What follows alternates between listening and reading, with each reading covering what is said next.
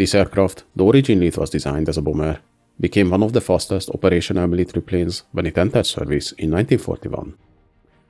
It used a conventional wooden construction, but still it was one of the most versatile designs of World War II, used in many roles as bomber, fighter bomber, night fighter, reconnaissance, torpedo bomber, and anti-submarine aircraft.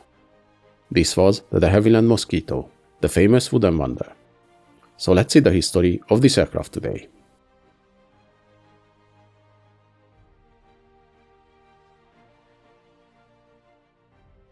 Between the two world wars, and especially in the 1930s, the de Havilland Company made a name for itself building high-speed designs, like their Comet racing aircraft, or later the Albatros transport plane. While their focus was mostly on civilian aviation, the rising tensions in Europe led them to consider how their expertise could be applied to military aircraft design as well. In September 1936, just a few months before the first flight of the de Havilland DH-91 Albatros, the Air Ministry issued the P-1336 specification for a new twin-engine medium bomber. The requirements were demanding: 3,000 pounds of bomb capacity, 3,000 miles range, and a maximum speed of 275 miles an hour.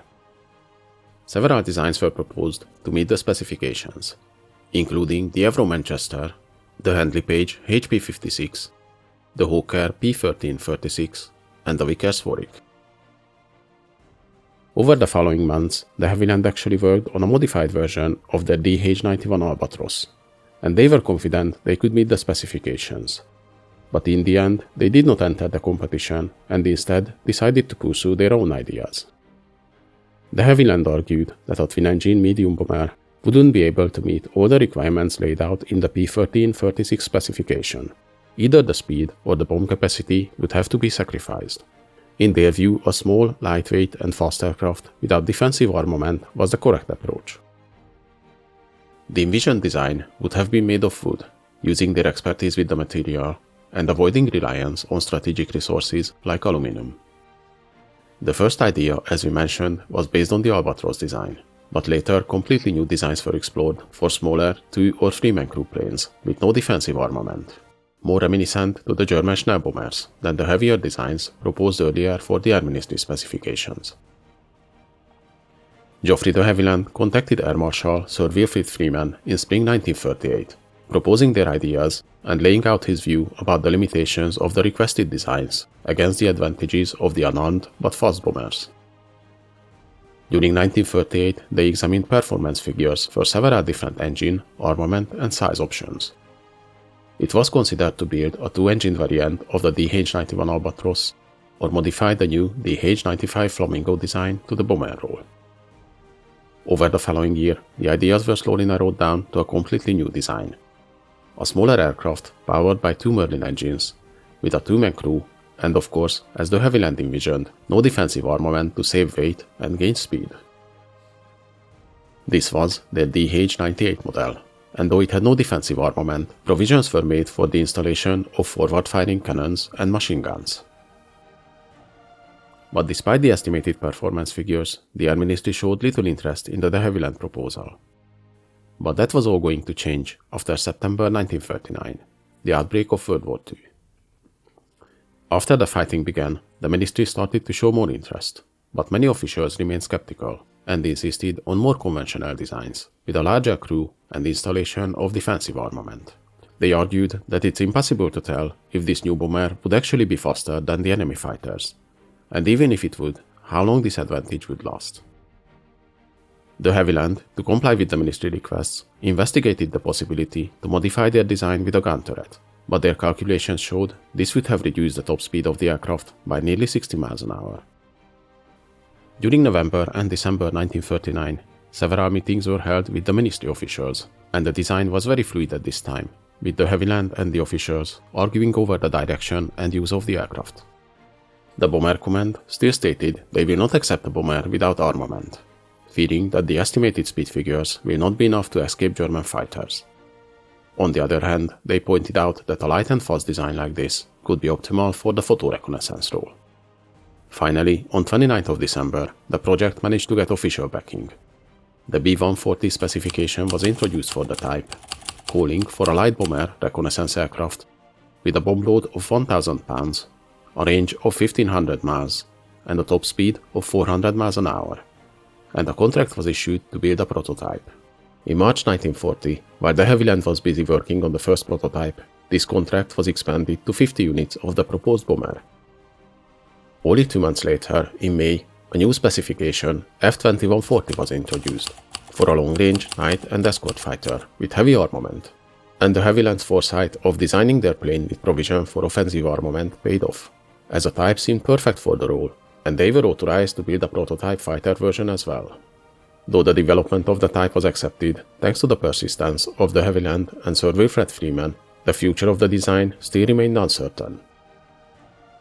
After the evacuation at Dunkirk, Lord Beaverbrook, the Minister of Aircraft Production, shut down all work on new designs, including the de Havilland DH-98, to concentrate all efforts on immediate needs for defense. But by the end of July, de Havilland managed to get permission to proceed, provided the development of the new plane will not interfere with their efforts building other types, like the Airspeed Oxford and Tiger Moth models. At this point, the idea of wooden construction turned out to be the saving grace for the project, as the fact that it barely used strategic resources probably saved it from cancellation. Later this year, the original production order for 50 bombers was changed to 20 bomber variants and 30 fighters, and these units were meant to be finished and delivered by the end of 1941. But still some doubts remained about the unarmed bomber variants, so 3 prototypes were built with different configurations: 1 bomber without armament, 1 reconnaissance, and 1 fighter variant. This of course did not help the development, but still the work continued at a steady pace. The first prototype of the plane, now officially named Mosquito, was finished in November 1940, despite several disruptions in the work. For example, a month earlier, a German bomber hit the factory at Hatfield, destroying a lot of materials and killing more than a dozen people. But despite the setbacks, the prototype W4050 made its maiden flight on 25th of November, just a bit more than 11 months after the design was finalized. The plane, as originally planned, used a wooden structure. The fuselage was built in 2 halves, formed over a mold, and later mated together. It used mostly balsa and plywood, but in the vital areas, stronger types of wood were used. The wings were made as one single piece from wingtip to wingtip, using spruce, plywood, and walnut for the ribs, and installed in the fuselage as a single piece. The nacelles housing the 2 Rolls-Royce Merlin engines were also mostly made of wood, but the engine mounts and landing gear were all metal. The test flights during the winter months showed that the type had great maneuverability and speed, but also revealed some aerodynamic problems, which were later fixed by lengthening the engine nacelles, and small slots and fairings were installed on the wing leading edges and under the wings to help control the airflow. The test flights continued through January and February 1941, and the Mosquito performed above expectations. The prototype managed to reach a top speed of 395 miles an hour at 22,000 feet, outpacing a Spitfire and becoming the fastest aircraft in the RAF. The next prototype, the photoreconnaissance version W4051, was scheduled to fly early 1941, but this flight had to be delayed as the first prototype suffered an accident at the end of February when its tail wheel jammed and the fuselage was damaged, and to fix it quickly, the rear fuselage of W4051 was used. The construction of the fighter variant also progressed steadily. This variant was equipped with 4 20mm Hispano cannons under the cockpit and 4 7.7mm machine guns in the nose. It was finished in May 1941, but its first flight was nearly disrupted by unforeseen events. As in 13th of May, a German spy landed near Salisbury Hall, where the type was just about to be finished, but luckily he was captured on the next day. W1452 made its maiden flight on 15th of May 1941. To accommodate the weaponry and comply with the more demanding fighter role, its wings were strengthened. It also featured an armored windscreen and bulkhead. This model also received the AI Mark IV radar, so it could be used both in day and night fighter roles, becoming the prototype for the NF2 variant as well. Later this model was used to test various modifications, like the installation of a dorsal turret or a segmented air brake fitted behind the wings. The last variant to fly in June 1941 was the W4051 photoreconnaissance model. After the trials and working out the different camera placement and other problems, One of the first production photoreconnaissance models, W4055, became the first Mosquito to fly an operational mission on 17th of September 1941. Over the spring and early summer 1941, several demonstrations were held with the prototypes for high-ranking visitors, including US Army Air Corps personnel.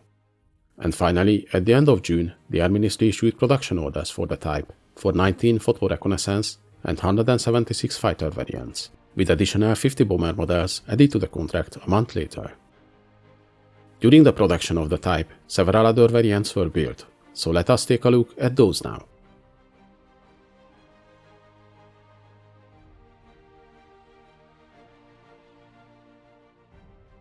The three original prototypes of the Mosquito were the W4050, 4051, and 4052 models.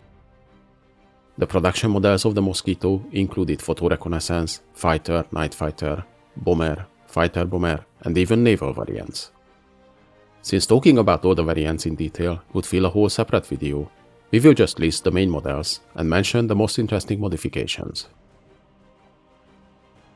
The photoreconnaissance variants of the type were built without armament and carried various camera installations in the nose and the fuselage. Over time, they were slowly upgraded with more powerful engines, two-stage, two-speed superchargers, and a pressurized cockpit, allowing them to reach 40,000 feet altitude. Or some of them had extra fuel capacity, like the Mark 34 variant, resulting in the astounding range of 5,419 miles. The bomber lineup, similarly to the reconnaissance variants, didn't feature armament, and they were originally planned to be able to carry 4 250-pound bombs internally, which was soon updated to 4 500-pound ones with a simple and ingenious solution, using telescopic fins on the bombs so they could be packed closer together. Just like the other variants, these versions were constantly upgraded with more powerful engines and a pressurized cockpit. And in 1943, they also received the capability to carry a single 4,000-pound blockbuster bomb. The fighter and night fighter variants of the type were similar constructions, featuring 4 20mm cannons and 4 7.7mm machine guns, though on some later models the machine guns were removed, and the night fighter variants carried different radar types. Before the radar installation, tests were also conducted with the use of the turbine light searchlight in the nose. As with the other variants, the constant updates to reach higher performance and altitude were also applied to these models. The most produced variant of the Mosquito were the fighter-bomber variants, with more than 2,500 units built. They had a similar armament to the fighter version, keeping both the 20mm cannons and the machine guns, but their bomb bay was split into two sections. The front one was used to access the cannons, while the rear section could accommodate bombs. These models also had reinforced wings with external racks for bombs, rockets, or drop tanks. Just like on the bomber variants, their bomb load was effectively doubled early on with the ability to carry the 500-pound bombs. Maybe the most interesting model was the Mark 18, the so-called Tsetse, which in place of the 20mm cannons carried a single 57mm gun. The Mosquito also had a torpedo bomber variant, modified for carrier operations. This model, the Sea Mosquito, featured folding wings, an arrestor hook, and a stronger landing gear to manage the sometimes harsh carrier landings. It could carry either bombs or a single torpedo under the fuselage.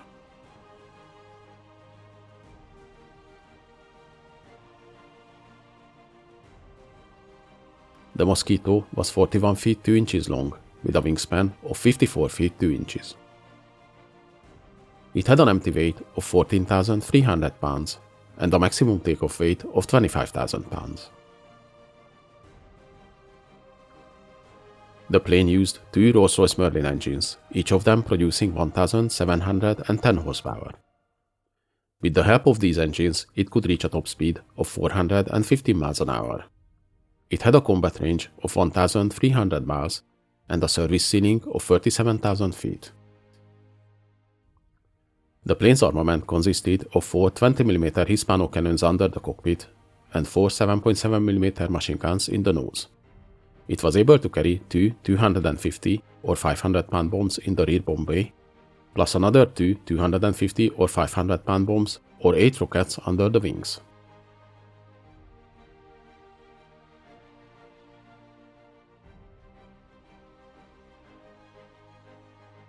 When the Mosquito entered service in 1941, it immediately challenged conventional thinking. Built mostly from wood and powered by two Rolls-Royce Merlin engines, it combined speed, range, and versatility. Despite the doubts during its development, it soon proved that it was so quick it could outrun most enemy fighters, allowing it to operate without defensive armament. The Mosquito first saw action with the RAF in photoreconnaissance role, gathering intelligence over occupied Europe.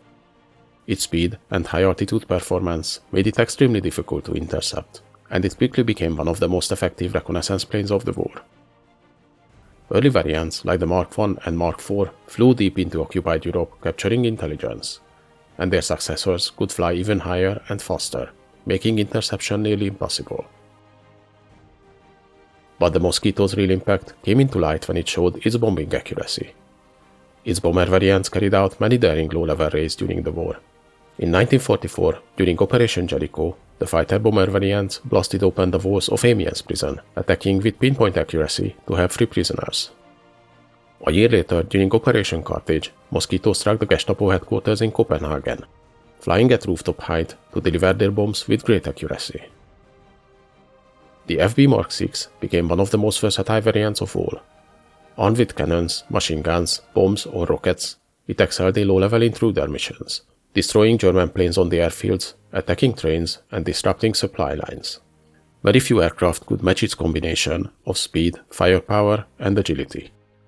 The Mosquito also excelled as a night fighter, flying missions from 1942. Equipped with radar and using its speed and heavy armament, it intercepted German bombers during the bombing raids, and later played a crucial role in defending Britain against the V-1 flying bombs. They also showed their versatility in pathfinding missions, flying ahead to mark the targets for the heavy bombers. The Mosquito was used by several Allied countries, including Canada, Australia, and the US as well. It flew missions in Europe, North Africa, and on the Pacific, demonstrating its flexibility across a wide range of combat roles. After World War II, the Mosquito remained in service in various roles, including reconnaissance and training, but by the mid-1950s, with the appearance of new jet aircraft, most of them were retired, though a few of them continued to serve in secondary roles for several years. The Mosquito's legacy endures as one of the most versatile and effective aircraft of World War II.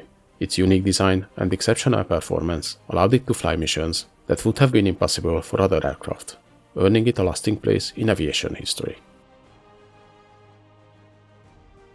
Hope you guys enjoyed this video. Please leave a like, subscribe to my channel, and in the comments let me know if there's any interesting events or vehicles you'd like to see.